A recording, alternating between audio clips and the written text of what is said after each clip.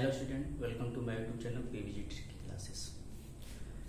Chemistry class 10 के video में पिछले वीडियो में हमने पढ़ा था कि जो धातु हैं, ठीक है, अम्ल के साथ अभिक्रिया कर क्या देते हैं, ठीक। उसके बाद धातु जो होते हैं वह किसी धातु के विलय के साथ अभिक्रिया कर क्या देते हैं। और इस वीडियो में हमें जानना है कि धातु की जो क्रियाशीलता श्रेणी है वह किस तरह कार्य करती है। जहां हमने कुछ एग्जाम्पल लिया था, कुछ एग्जाम्पल हमने कहा था कि अगर कोई भी धातु अधिक अभिक्रियाशील वाले होंगे तो वो कम अभिक्रियाशील वाले को हटाकर कोई नया यौगिक बनाएंगे, मगर कभी भी कम अभिक्रियाशील वाला धातु अधिक अभिक्रियाशील वाले को विस्थापित नहीं कर सकता। एक क्वेश्चन यहाँ जो पूछता है वो ये कि क्या धातुओं की क्रियाशीलता की श्रेणी विस्थापन अभिक्रिया दिखाती है? हाँ, दिखाती है। हमने कुछ एग्जाम्पल लिए थे, जैसे हमने कहा कि मान लीजिए मेरे पास Fe है, आयरन है, और हम इसकी अभिक्रिया करा रहे हैं CuSO4 से, तो ये एक धातु है, जबकि ये क्या है? धातु विलयन है। जब इसकी अभिक्रिया हम कराएंगे तो हमने कहा था कि हमें ध्यान देना है कि अभिकारक में सबसे पहले कौन होना चाहिए? अधिक अभिक्रियाशील वाला धातु होने चाहिए, ठीक। और अभिकारक में दूसरे स्थान पर कम अभिक्रियाशील वाला धातु होगा, तभी वो क्या करेगा? उसको स्थापित करेगा। और विस्थापित होकर क्या बनता था? तो बनता था FeSO4 और कॉपर यहाँ क्या हो जाता? विलयन में बाहर हो जाता था। तो इस श्रेणी में हमें पढ़ना है, इस वीडियो में पढ़ना है कि कैसे धातुओं की क्रियाशीलता जो श्रेणी है कहाँ घटती बढ़ती है और कैसे अभिक्रिया करते हैं। चलिए स्टार्ट करते हैं वीडियो में। तो हमें यहाँ देखना है कि जो धातुओं की क्रियाशील श्रेणी है, तो यहाँ सबसे पहले पोटेशियम, सोडियम, कैल्शियम और मैग्नीशियम, ये जो चार हैं, तो हमने पढ़ा था कि जो धातु सबसे पहले अभिक्रिया हमने पढ़ा था कि वायु के साथ यानी ऑक्सीजन के साथ अभिक्रिया कर क्या बनाते थे? तो धातु ऑक्साइड। तो ये सबसे जो चार ऊपर वाले हैं, ये चार ऊपर अधिक अभिक्रियाशील को दिखाते हैं।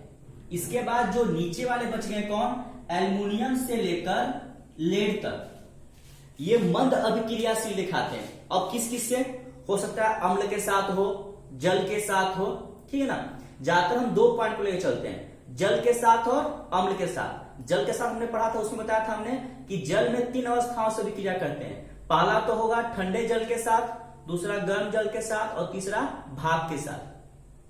तीनों जल में धातुओं की अभिक्रियाशीलता जो श्रेणी है वो अलग अलग होती है।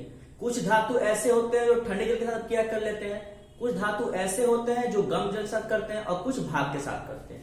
तो अब यहां देखना है हमें कि अगर हम अम्ल की बात करें तो अम्ल की बात के लिए पोटेशियम, सोडियम, कैल्शियम और मैग्नीशियम, ये अम्ल के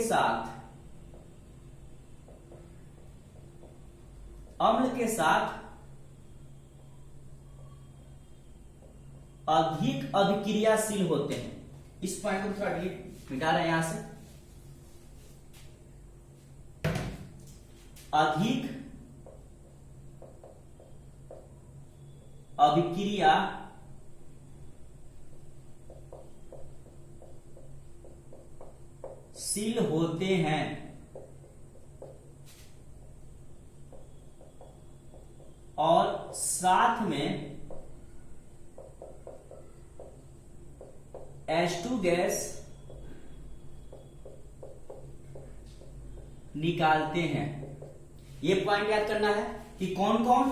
तो पोटेशियम, सोडियम, कैल्शियम और मैग्नीशियम, ये धातु के क्रियाशीलता श्रेणी में सबसे ऊपर जो चार हैं वो अम्ल के साथ अधिक अभिक्रियाशील होते हैं, और वो साथ में अभिक्रिया करने के बाद कौन सा गैस निकालते हैं? H2 गैस निकालते हैं। इसके बाद कभी कभी मैग्नीशियम भी आ जाता है, ठीक है। तो मैग्नीशियम से ले या एल्युमिनियम से लेकर हम लेड तक चले, कहां कहां? Aluminium, zinc, iron, cobalt, nickel, tin और लेड, ये अम्ल के साथ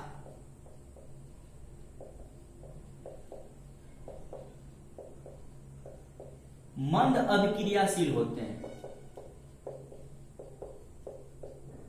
मंद अभिक्रियाशील होते हैं, ठीक है। और H2 गैस तो देते हैं, मगर बहुत धीरे देते हैं, बहुत धीरे देते हैं। ठीक, अब बात आते हैं हम लोग कि इस अभिक्रियाशीलता श्रेणी में एक पॉइंट जो इंपोर्टेंट याद करना है कि जो मीडिएटर हाइड्रोजन है, जो हाइड्रोजन मीडिएटर है, तो हाइड्रोजन से ऊपर जब हम जाते हैं तो धातुओं की अभिक्रियाशीलता बढ़ती है। ठीक, और हाइड्रोजन से नीचे क्या है, घटती है। और ऊपर से नीचे आएंगे तो घटेगी और नीचे से ऊपर जाएंगे तो बढ़ेगी। तो हाइड्रोजन एक मीडिएटर है जो बताता है कि हाइड्रोजन से ऊपर वाले जितने भी तत्व हैं वो अभिक्रियाशीलता श्रेणी में अधिक होते हैं। अब वो अभिक्रिया या तो अम्ल से करें, या तो जल से करें, या तो वायु से करें, तो इनसे क्या करते हैं, अधिक अभिक्रियाशील वाले होते हैं। जबकि नीचे वाले जो होते हैं वो अभिक्रिया करते ही नहीं है, अम्ल के साथ कोई अभिक्रिया नहीं होती। यहां पर यहां याद करना होगा, अम्ल के साथ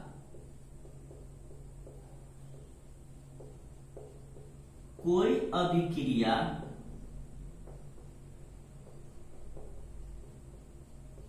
नहीं होती है।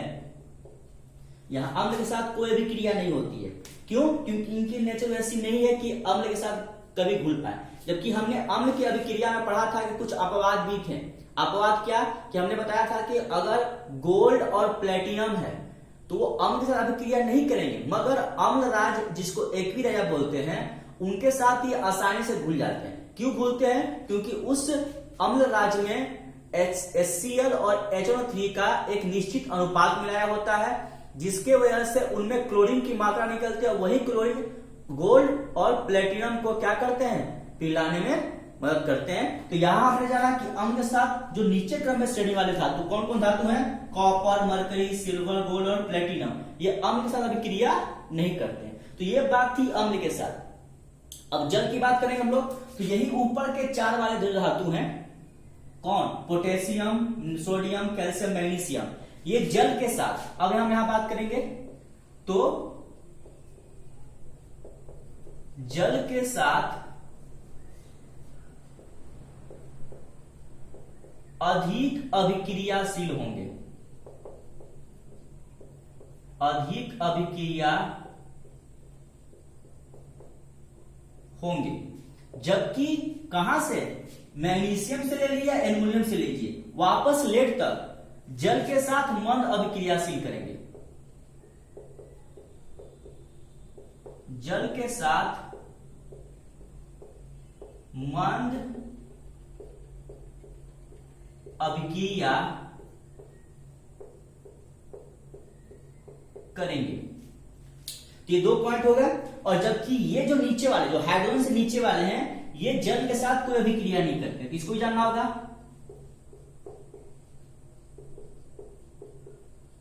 जल के साथ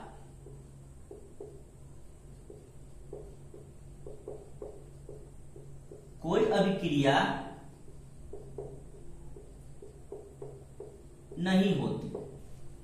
तो ये तीन पॉइंट है जो जानने होंगे। क्या कि ये जो टर्म है, टर्म को याद करना होगा। क्या कि कौन कौन से धातुओं की क्रियाशीलता श्रेणी में कौन कौन से धातु किस किस स्थान पर पाए जाते हैं। तो सबसे पहले पोटेशियम, सोडियम, जो कि दोनों रिलेटिव है, मतलब क्या एक समान गुण दिखाते हैं। Sodium, potassium, calcium, magnesium, aluminium, zinc, iron, cobalt, nickel, tin और लेड, ये हाइड्रोजन से ऊपर पाए धातु हैं जो अभिक्रियाशीलता श्रेणी में अपने भाग को दिखाते हैं। अगर वो अम्ल के साथ अभिक्रिया करें तो H2 गैस निकालते दिखेंगे, ठीक है। और अगर वो जल के साथ अभिक्रिया करें तो वहां भी निकलेगा H2 गैस। इसके बाद हाइड्रोजन से नीचे वाले जो भाग हैं, वो हाइड्रोजन से नीचे वाले भाग में जितने भी तत्व पाए जाएंगे वो सभी अभिक्रियाशीलता श्रेणी में भाग नहीं लेते हैं, बहुत कम रिएक्टिव होते हैं, ठीक है। तो ये सब पॉइंट से जानने के लिए कि धातु अभिक्रियाशीलता श्रेणी में कौन कौन से धातु किस तरह से रिएक्टिव करते हैं। आइए कुछ एग्जाम्पल लेते हैं हम लोग कैसे ये कार्य करते हैं, ठीक है। तो एग्जाम्पल के लिए हम क्या करेंगे, अगर हम बात करते हैं ऊपर से लेके चलते हैं एक एक एग्जाम्पल पर। तो देखिए, अगर हम मानते हैं कि पोटेशियम को अगर हम अम्ल से अभिक्रिया कराते हैं HCl से, तो ये बनाएगा KCl और कौन सा गैस बाहर होगा, हाइड्रोजन। उस तरह एक और एग्जांपल आप ले लीजिए, मान लीजिए कैल्शियम है और क्लोरीन से HCl से अभिक्रिया कराते हैं हम लोग, ये भी अम्ल है, तो ये बनाएगा CaCl2 और H2 गैस बाहर। उसी तरह आप आयरन ले लीजिए, जिंक ले लीजिए,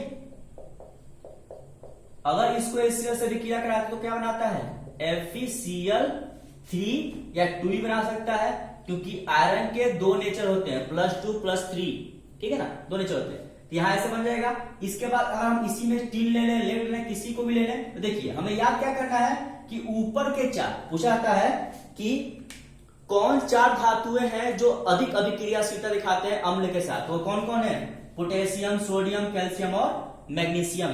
तो इस तरह कुछ एग्जाम्पल हो गए। अब हमारे जल के साथ देखना है हमें, तो हमने बताया था पहले वीडियो में कि जब धातु रासायनिक अभिक्रिया में बताया था कि जब धातु ऑक्सीजन से अभिक्रिया करते हैं तो वो धातु ऑक्साइड बनाते हैं। और हमें जानना यह जरूरी होता है कि जो धातु के ऑक्साइड होते हैं उनकी प्रकृति हमेशा भास्मिक होती है। अगर ये पहचानना होगा तो हमने ये बताया था कि आपने जो अभिक्रिया किया है, मान लीजिए हमने अभिक्रिया किया है सोडियम का ऑक्सीजन से, तो ये बनाएगा Na2O, ये बनाया Na2O। तो ये जो ऑक्साइड बना, ये ऑक्साइड अगर जल से भी क्रिया करता है, कौन, Na2O, सोडियम ऑक्साइड अगर जल से भी क्रिया करेगा तो ये बनाएगा NaOH, ठीक है, और कौन सी गैस बाहर होगी, H2 गैस। तो ये जो NaOH बना, तो यही तो दिखा रहा है प्रकृति कैसा, भास्मिक। और भास्मिक प्रकृति कैसी होती है, जहां OH निगेटिव होगा वो क्या दिखाएगा, भास्मिक, और जो H+ होगा वो क्या दिखाएगा, अम्लीय दिखाएगा। तो अम्लीय गुण कौन दिखाते हैं, तो हमने बताया था अम्लीय गुण जब हम पढ़ेंगे अधातुओं के बारे में, तो वहां हम देखेंगे कि जो अधातुओं के ऑक्साइड हैं, ठीक है, अगर वो जल से भी क्रिया करते हैं तो बनाते हैं क्या, अम्लीय अपना गुण दिखाते हैं। अगर कोई एग्जाम्पल लेना चाहते तो यहां से आप ले सकते हैं, अगर सल्फर है और ऑक्सीजन से भी क्रिया करता है तो बनाएगा SO2। अगर इस SO2 को अगर हम जल से भी क्रिया कराते हैं तो ये बनेगा H2SO3, जो सल्फ्यूरस अम्ल कहलाता है। तो यहाँ H+N मिले तो इसकी वजह से क्या हो गया, अम्लीय गुण दिखाता है। तो दो पॉइंट याद करते हैं जो मल्टीपल सबसे ज्यादा क्वेश्चन पूछ जाते हैं वस्तुनिष्ठ प्रश्न में, कि बताइए कि धातुओं की प्रकृति कैसी होती है। तो धातुओं की प्रकृति भास्मिक होती है और अधातु की प्रकृति कैसी होती है, अम्लीय होती है। तो ये पॉइंट थे एग्जाम्पल समझने के लिए कि कैसे अभिक्रियाशीलता श्रेणी हम दिखा सकते हैं। तो यहाँ 3 पॉइंट आपको जानने होंगे। पहला कि अम्ल के साथ अभिक्रिया करने में ऊपर के चार, जैसे क्वेश्चन पूछा जाता है कि क्यों सोडियम और पोटेशियम को या सोडियम को किरोसिन में डुबा कर रखा था, क्योंकि वो अधिक अभिक्रियाशील है, रूम टेम्परेचर भी क्या कर लेगा, वो अभिक्रिया कर सकता है। अगर हम बात करें यहाँ नीचे में तो कॉपर HgAgAuPt, मतलब कॉपर, मरकरी, सिल्वर, गोल्ड और प्लेटिनम, ये किसी चीज में अभिक्रिया नहीं करते, अभिक्रिया में भाग नहीं लेते। अगर हम एक एग्जाम्पल लें, ठीक है, अगर यहाँ पे एग्जाम्पल लिया जाए समझने के लिए, मान लेते हैं यहां हमने ले लिया कि मेरे पास कॉपर है और AgNO3 का घोल है, सिल्वर नाइट्रेट का घोल है। अगर यहां हम देखते हैं कॉपर, क्या कॉपर Ag से नीचे है, अगर वो नीचे होगा अभिक्रियाशील श्रेणी में तो वो उसको विस्थापित नहीं कर पाएगा। ध्यान यहां देना है कि हमने बताया कि अभिकारक में सबसे पहले अधिक अभिक्रियाशील धातु होना चाहिए जो दूसरे स्थान पर कम अभिक्रियाशील धातु को विस्थापित कर सकता है। अगर इसका उल्टा हुआ, इसका कि कम अभिक्रियाशील धातु पहले हो और अधिक अभिक्रियाशील धातु बाद में हो, तो वो रिएक्शन कभी नहीं हो सकता है। तो यहां हम चेक करते हैं क्या कॉपर सिल्वर से ऊपर है, तो हाँ, कॉपर सिल्वर से ऊपर है। तो कॉपर अधिक अभिक्रियाशील है सिल्वर की तुलना में, ये अधिक अभिक्रियाशील है इसकी तुलना में, तो इसको विस्थापित करके क्या बनेगा, CuNO3 का होल ट्वाइस, और यहां से कौन सी गैस बाहर निकल जाएगी, सॉरी कौन सा धातु बाहर हो जाएगा, Ag, ठीक है, विक्षेप के रूप में नीचे बैठ। और एक क्वेश्चन अगर ऐसे पूछ दे कि सिल्वर है और CuSO4 है, तो यहां से आपको अभिक्रिया पर ध्यान देना है। सबसे पहले क्या अभिकारक में कि हमें यह चेक करना है कि क्या वो धातु अभिक्रियाशीलता श्रेणी में वो किस स्थान पर आ रहा है, क्या वो जो दोनों धातु या अधातु या विलयन या धातु लिए गए हैं तो उसमें मौजूद धातु क्या अधिक अभिक्रियाशील या कम अभिक्रियाशील है। तो अभिकारक में अगर अधिक अभिक्रियाशील होगा, अगर कम अभिक्रियाशील दूसरे स्थान पर होगा तब तो वो अभिक्रिया कर लेंगे। नहीं, अगर कम अभिक्रियाशील धातु पहले होगा और अधिक अभिक्रियाशील बाद में होगा अधिक वाला, तो वो अभिक्रिया नहीं करेंगे। और इसी पॉइंट को दिमाग में रखना है कि एग्जाम में कभी इससे क्वेश्चन दे तो हमें रिएक्शन को तुरंत बना के लिख देना है कि नहीं रिएक्शन है Ag तो AgSO4 करके हमने दिखा दिया और कॉपर बाहर कर दिया। नहीं, वो रिएक्शन नहीं हो पाया। क्यों? क्योंकि हमने बताया कि कभी भी हाइड्रोजन से ऊपर वाले अधिक अभिक्रियाशील है। इसमें भी अगर किसी क्वेश्चन को दे दे, इसमें किसी क्वेश्चन को दे दे, हमने कहा कि अगर दे दिया कि Fe है और वो HCl अभिक्रिया कर रहा है और सोडियम है वो भी HCl अभिक्रिया कर रहा है, मगर ये अधिक अभिक्रियाशील होगा Fe के तुलना में, क्योंकि ये तेजी से अभिक्रिया करके अपने रूप को बदल सकता है, यौगिक बना सकता है। जबकि आयरन कुछ समय लेगा। जैसे लोहे में जंग लगना होता है तो लोहे में जंग कैसे लगता है? जंग लगने का मतलब ये कि वहां मौजूद वायु में आर्द्रता होगी, जल की मात्रा होगी, तापमान होगा और धीरे धीरे वो क्या होगा, उनके परत दर परत क्या होंगे, झड़ते चले जाएंगे, झड़न होता है, उनका संक्षरण हो जाएगा। तो यहाँ पर सोडियम जो हुआ वो इससे अधिक अभिक्रियाशील है। तो एक टर्म याद करना होगा हमें क्या, कि ऊपर से नीचे, अगर ऊपर से हम नीचे आते हैं तो धातु की अभिक्रियाशीलता श्रेणी, अभिक्रिया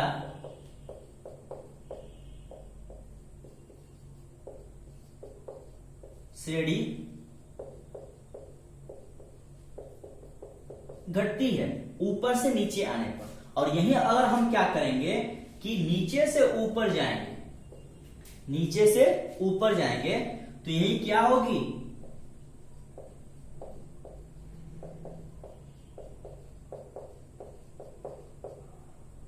अभिक्रियाशीलता श्रेणी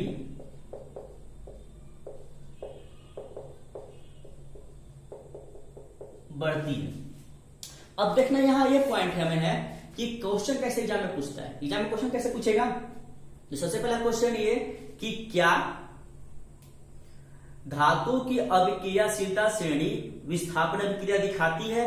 हाँ दिखाती है। यहां देखिए विस्थापित नहीं कर रहा है, ये कॉपर है वो सिल्वर को विस्थापित कर कर एक नया विलयन बना रहा है, कॉपर नाइट्रेट, और जबकि सिल्वर को क्या कर रहा है, विक्षेप के रूप में नीचे बैठा दे रहा है। तो याद करना है कि हाँ धातुओं की अभिक्रियाशीलता श्रेणी हमेशा विस्थापन अभिक्रिया दिखाती है, इसको डिस्प्लेसमेंट रिएक्शन बोलते हैं। अब बात करते हैं कि अगर इसमें से 4 ऑप्शन दे देगा, कहेगा सोडियम है, पोटेशियम है, कैल्शियम है और मैग्नीशियम है, कहेगा कि इनको बढ़ते क्रम में सजाइए, तो सबसे पहले क्या आ सकता है, सोडियम, फिर पोटेशियम, या ऐसे रख सकते हैं हम लोग पोटेशियम, सोडियम, कैल्शियम तब मैग्नीशियम। तो आपको 4 ऑप्शन भी दे सकते हैं, वरना एक लाइन में भी आपको लिखने को मिल सकता है। तो ये आपको पूरा टर्म याद करना होगा, ये पूरा फिगर याद करना होगा कि कौन से पोजीशन को कौन सा पाया जाता है। और किसी किसी बुक में हो सकता है कि बीच में कुछ धातु को बढ़ा दिया जाए, मान लो यहाँ बैरियम हो गया, क्रोमियम हो गया, ठीक है, कोबाल्ट हो गए, तो बहुत सारी इसमें चीजें हैं जो बढ़ा सकते हैं इसमें। तो आपको ये नहीं हमारी एनसीईआरटी के पैटर्न पे लेके चलनी है कि एनसीईआरटी में कौन कौन से अभिक्रियाशीलता धातु दिए हुए हैं, और उन धातुओं की श्रेणी को हम अच्छे तरीके से याद कर लेंगे, ताकि कभी भी एग्जाम में एक क्वेश्चन 1 नंबर का भी पूछे तो हम इस तरीके से जान सकते हैं। अगर मैं इसका ऑप्शन बना के देता आपको ऐसे कि यहाँ पे ऐसे दिया, अब दे दिया मैग्नीशियम है, सोडियम है, कैल्शियम है, पोटेशियम है, फिर देता कि कैल्शियम है, सोडियम है, पोटेशियम है, मैग्नीशियम है। तो अगर आप इस टर्म को याद किए हुए हैं तो आप आसानी से ट्रिक क्या कर सकते हैं, लगा सकते हैं। तो इस टॉपिक से बहुत ही छोटी चीज पूछी जाती है कि कैसे हम सजाएंगे और कैसे हम जानेंगे। तो हमें पता है कि यहाँ जो ऊपर से 4 नंबर तक आ रहे हैं वो बहुत तेजी से H2 गैस दे रहे हैं अम्ल के साथ अभिक्रिया करके, जबकि उसके बाद से मैग्नीशियम से लेकर लेड तक या एल्युमिनियम से ले सकते हैं आप लोग, तो यहां से नीचे आने पर H2 गैस बहुत ही धीरे देते हैं, देते जरूर हैं मगर बहुत ही धीरे धीरे देते हैं। इसके बाद हाइड्रोजन से नीचे वाले अम्ल के साथ अभिक्रिया नहीं करते। अगर हम जल के साथ बात करें तो जल के साथ ऊपर के 4 अभिक्रिया करते हैं, और ऊपर 4 अभिक्रिया कैसे करते हैं, तो पोटेशियम, सोडियम और कैल्शियम ठंडी जल के साथ क्रिया कर लेते हैं, मगर कभी कभी कैल्शियम गर्म जल के साथ भी क्रिया करता है। और रह गया मैग्नीशियम, एल्युमिनियम और जिंक, ये गर्म जल के साथ क्रिया करते हैं। और कभी कभी मैग्नीशियम, आयरन, कोबाल्ट और निकेल ये भाप के साथ भी क्रिया करते हैं। तो सबके अपने नेचर के हिसाब से क्या करते हैं, अभिक्रिया करते हैं। तो ये थी आपकी टॉपिक, जो छोटी टॉपिक थी कि कैसे धातुओं की अभिक्रियाशीलता श्रेणी दिखाई जाती है और कैसे इनको याद करते हैं। और इसी नियमावली की वजह से हम किसी भी रिएक्शन को दिखा पाते हैं कि कौन सा धातु कैसे रिएक्शन कर रहा है, कैसे वो विस्थापित कर रहा है, कैसे नहीं कर पाएगा। तो हमको एक टर्म याद करना है कि कभी भी अभिकारक और प्रतिफल में, अभिकारक और प्रतिफल में अभिकारक का पहला स्थान पर हमें हमेशा अधिक अभिक्रियाशील धातु मिलेगा और दूसरे बार में कम अभिक्रियाशील, तभी वो उसको विस्थापित करके नया यौगिक बनाएगा। और नहीं, अगर वो पहले स्थान पर कम अभिक्रियाशील है, दूसरे स्थान पर अधिक है, तो वो रिएक्शन में कभी भाग नहीं लेगा। और इसी पॉइंट को याद रखना है, तभी आप रिएक्शन को क्या करें, कंप्लीट कर पाएंगे। तो आई होप आपको पूरी वीडियो समझ में आई होगी। अगले वीडियो में मिलेंगे, वहां हम पढ़ेंगे अधातुओं में रासायनिक अभिक्रिया कैसे होती है और वो किन किन चीजों के साथ अभिक्रिया करके क्या क्या बनाते हैं। आई होप ठीक है, मिलते हैं अगले वीडियो में, तब तक के लिए।